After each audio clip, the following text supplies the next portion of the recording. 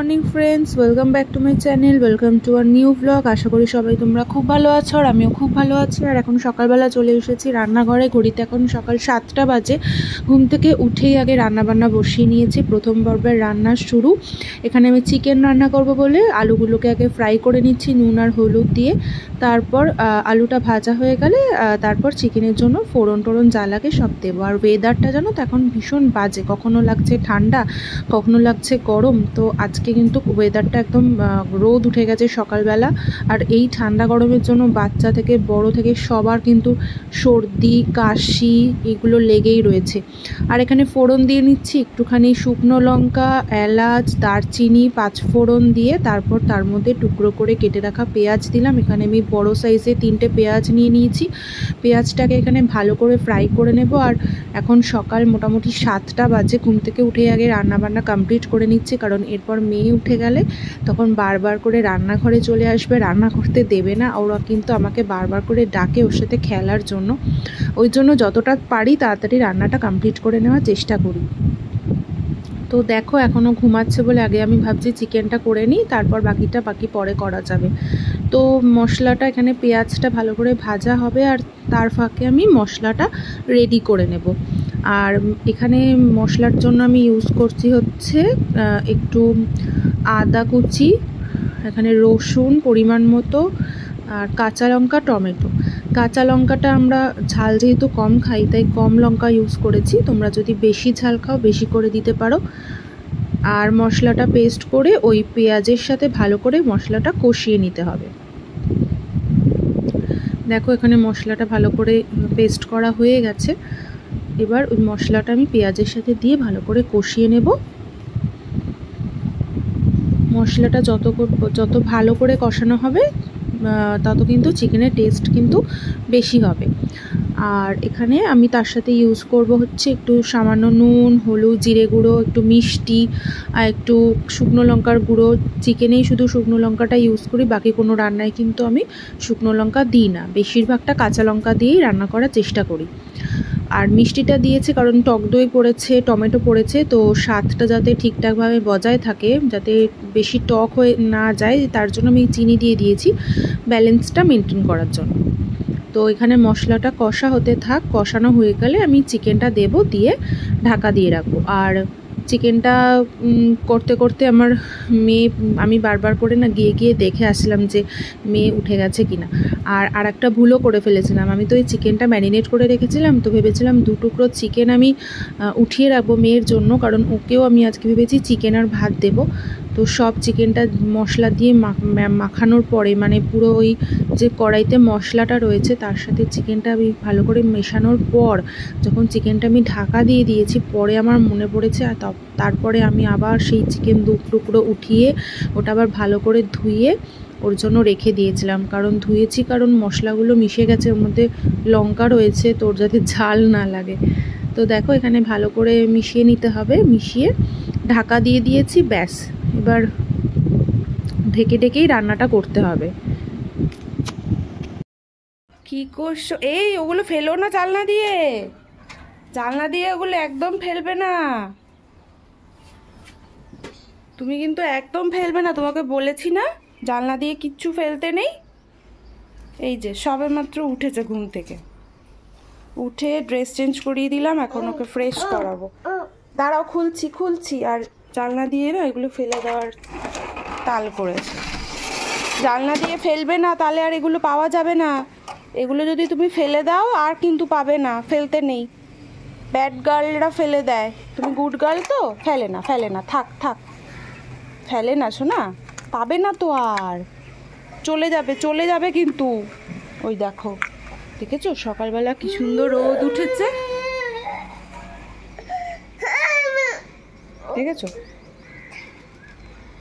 এই যে ঝুড়িতে রাখো, ঝুড়ির ওপরে রেখে দাও তো, তোমার আলমারিটায় রেখে দাও তো।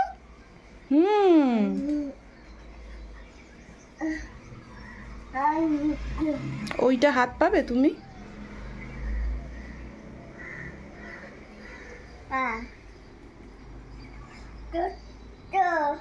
দুত্তু, কে দুত্তু? কি হয়েছে? আচ্ছা রাখো। হ্যাঁ আছে, দাঁড়াও দিচ্ছি। এখানে আমার চিকেনটা অলমোস্ট রেডি হয়ে গেছে। আর এখানে আমি কিন্তু একদম জল দিইনি, মানে এই যে গ্রেভিটা দেখতে পাচ্ছ এটা চিকেনের থেকেই মানে জলটা বেরিয়েছে। এটা পুরোপুরি সেদ্ধ হয়ে গেছে, চিকেনটা সব কমপ্লিট। এখন শুধু মাত্র একটু গরম মশলা দিয়ে নামিয়ে দেবো। এখানে কিন্তু একদম জল দেওয়া হয়নি, তার জন্য কিন্তু চিকেনটা খেতে একদম সফট হবে। আর যদি জল দিয়ে দিতাম আগে তাহলে চিকেনটা মানে একটু ছিবড়ে ছিবড়ে হয়ে যেত। প্রথম পর্বের রান্না তো শেষ হয়ে গেল, এবার আবার এসে দ্বিতীয় পর্বের রান্না করতে, মানে এখানে ব্রেকফাস্ট বানাবো। তো চিকেনটা হয়ে গেছে, তো রাইসের সাথে চিকেনটা করেছিলাম। আর এখানে ব্রেকফাস্টে বানাচ্ছি একটু ঘুগনির সাথে একটু আমি সবুজ ডাল, যেটা কলাইয়ের ডাল, সেটাও দিয়েছিলাম, যেহেতু মটরটা একটু কম ছিল। তো ওটা আমি সেদ্ধ করে রেখেছিলাম, সকালবেলা ঘুম থেকে উঠেই 2টো সিটি দিয়ে দিয়েছিলাম। আর এখানে আমি কড়াইয়ের মধ্যে শুকনো লঙ্কা আর জিরা ফোড়ন দিয়ে পেঁয়াজটা একটু ভাজা করেছি। আর তার মধ্যে দিয়ে দিয়েছি এখানে আদা বাটা আর টমেটো কাঁচা লঙ্কার পেস্ট। রসুনটা এখানে আমি ইউজ করিনি, তোমরা যদি চাও রসুন দিতে পারো, আবার নাও দিতে পারো। তো এখানে মশলাটা ভালো করে কষিয়ে নিতে হবে। তার সাথে আমি দেবো একটু নুন, একটু হলুদ, জিরে গুঁড়ো, ব্যাস আর কিছু এখানে দেবো না। এখানে কিন্তু আমি শুকনো লঙ্কার গুঁড়োটা দিইনি, তোমরা চাইলে এখানে শুকনো লঙ্কা দিতে পারো। শুকনো লঙ্কাটা আসলে খুব একটা আমাদের খাওয়া হয় না বলে আমি রান্নাতে খুব একটা ইউজ করি না। তো এখানে মশলাটা ভালো করে কষানোর পরে সেদ্ধ করার যে ডালটা, ওই মটরটা, ওইটা একসাথে দিয়ে ভালো করে মিশিয়ে নিলেই কিন্তু একদম রেডি হয়ে যাবে। একটু ফুটতে দিতে হবে যাতে মানে জিনিসটা সব কিছু একসাথে মিশে যায়। আর নামানোর আগে একটু গরম মশলা দিতে পারো বা ধনে পাতা, যে কোনো একটা দিলেই হবে। আর এখানে কিন্তু খেতে কিন্তু এটা খুব ভালো হয়েছিল। আর আমি রুটি করেছিলাম সকালের ব্রেকফাস্টের জন্য, তো রুটির সাথে এটা খেয়েছি। আর দেখো মটরটা কিন্তু 2টো সিটিতেই ভালো করে সেদ্ধ হয়ে গেছিলো।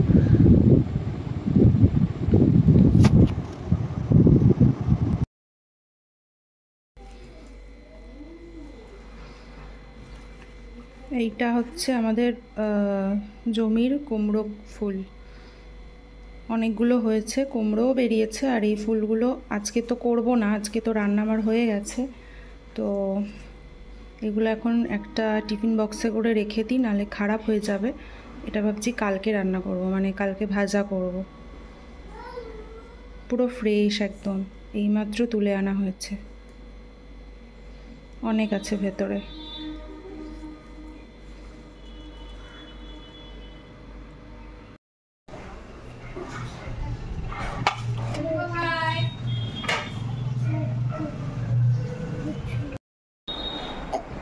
এটা মুখে দেয় না, মুখ থেকে নামাও। শোনো শোনো শোনো, তুমি গুড গার্ল তো, এইদিকে শোনো, মুখ থেকে নামাও, মুখ থেকে নামাও। হ্যাঁ, পাপার ঘড়ি দিয়ে দাও। কটা বাজে? কটা বাজে? কটা বাজে বলো তো, বুঝতে পারছো? দাও, আমাকে দাও।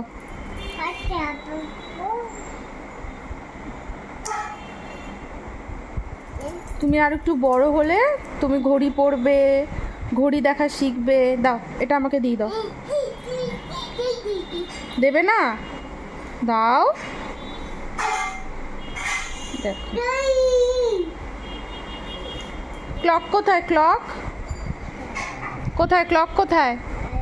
হাত দিয়ে দেখাও। ওই দিকে দেখছে, ওই যে। মামের ভাতটা হচ্ছে, বসানো আছে, ওই যে সিটি পড়ছে প্রেশার কুকারে। ওটা হয়ে গেলে আমি রাইসটা বানাবো। ভাতটা সকালবেলায় করে রেখেছিলাম, শুধু সবজিগুলো কেটে রেখেছি, শুধু মিক্সড করার ব্যাপার। 11:30 মতো বাজে, ওই 12:30টার সময় করব, তাহলে 1-1:30টার মধ্যে খেয়ে নেব। আর কালকে যে বাজারে গেছিলাম না, কুল এনেছিলাম। আর কুলটা একদম মানে খুব একটা মিষ্টি না, নারকেলি কুল। আর আগে ছোটোবেলায় প্রচণ্ড টক কুল খেতে ভালো লাগতো, এখন টক কুল খুব একটা দেখি ইচ্ছা করে না খেতে। আগে স্কুল লাইফে প্রচুর টক কুল খেতে ভালো লাগতো, এখন এই নারকেলি কুলগুলো খেতে এখন বেশি ভালো লাগে। আর আমাদের সময় না এই এত বড় বড় কুল মনে হয় না পাওয়া যেত, নারকেলি কুলগুলো ঠিক এই রকম সাইজের ছোট ছোট। আর এখন দেখি যে এত বড় বড় আপেলের মতো কুল পাওয়া যায়। আমাদের কলকাতাতে তো দেখেছি, এখানে এখনও দেখিনি, সাইজটা ভীষণ বড়। কি ওগুলো নারকেলি কুলি, আবার একটা কুল আছে যেটা গোল বড় সাইজের। আমার ছোটোবেলায় এইসব দেখিনি, এত ওরকম একটা টক কুল ছিল যেটা মানে খুব টক, আর এই নারকেলি কুলটাই মেনলি খাওয়া হতো। তো ফলটা খেয়ে নিই। মামা ওখানে সাইকেল নিয়ে খেলা করছে, আমি এখানে বসে কেন খাচ্ছি, কুলটা দেখলেই ও খাবে, খেতে চাইবে। কুলটা দেওয়া যাবে না, কালকে দাঁতে ব্যথা হয়েছে কুলটা খেয়ে, মানে রক্ত একটু একটু বললাম না, ওই জন্য আমি এখানে বসে বসে খাচ্ছি।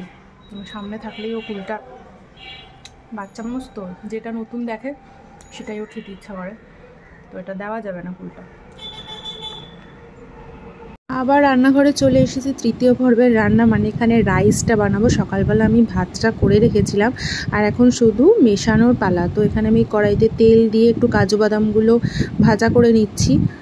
কাজু বাদাম আর কিশমিশটাকে ভেজে তুলে রাখবো। রাইসটা আমি এক এক সময় এক এক রকমভাবে করি, কখনো সব কিছু একসাথে ভাজা করে তারপর ভাতটা মেশাই, কখনো বা আলাদা আলাদা করে সবজিগুলো ভেজে তারপর মেশাই, মানে যখন যেটা মন চায় তখন সেভাবে করি। তো এখানে আমি কাজুটা আগে ভেজে নিচ্ছি, এরপর আমি ভাজবো হচ্ছে তোমার কিশমিশটাও ভেজে এখানে ভালো করে তুলে রাখবো।